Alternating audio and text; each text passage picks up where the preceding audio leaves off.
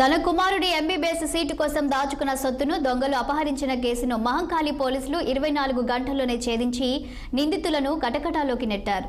చోరీకి పాల్పడ్డ అంతరాష్ట్ర ముఠా సభ్యులను చాకచక్యంగా పట్టుకొని 28 లక్షల నగదును స్వాధీనం చేసుకుని నిందితులను రిమాండ్కు తరలించినట్లు మహంకాళి ఏసీపీ సర్దార్ సింగ్ తెలిపారు.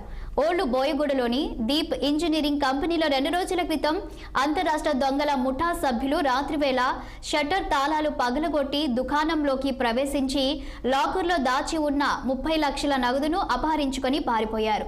తన కొడుకు వైద్యం కోసం నిమిత్తం దుకాణంలోని లాకర్లో దాచుకున్న సొత్తు అపహరణకు గురి కావడంతో దీప్ ఇంజనీరింగ్ కంపెనీ యజమాని మహంకాళి పోలీసులకు ఫిర్యాదు చేయగా కేసు నమోదు చేసుకుని సీసీ కెమెరాలు ఆధారంగా దర్యాప్తు చేసి నిందితులను పట్టుకున్నట్లు పోలీసులు తెలిపారు.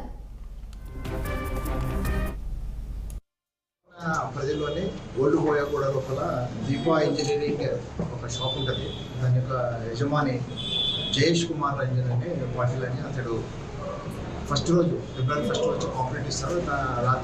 గడిచిన రాత్రి నా షాప్ లోపల కొట్టి షాప్లో నుండి 30,20,000 రూపాయలు తీసుకుపోయారు. అందుకని కాంప్లైంట్ పైన మహంకాళి ఎస్హెచ్ఓ గారు పరశురామ్ గారు కేసు రిజిస్టర్ చేసి ఇన్వెస్టిగేషన్ ప్రారంభిస్తారు.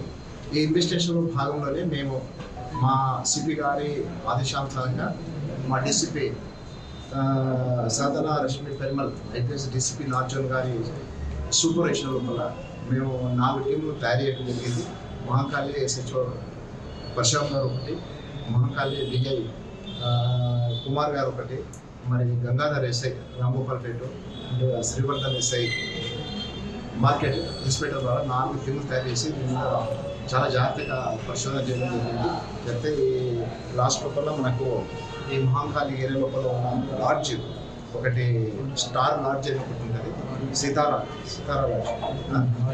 లాడ్జ్ అని ఉంటుంది. ఆ లాడ్జ్ దగ్గర మన మీటింగ్ వచ్చింది.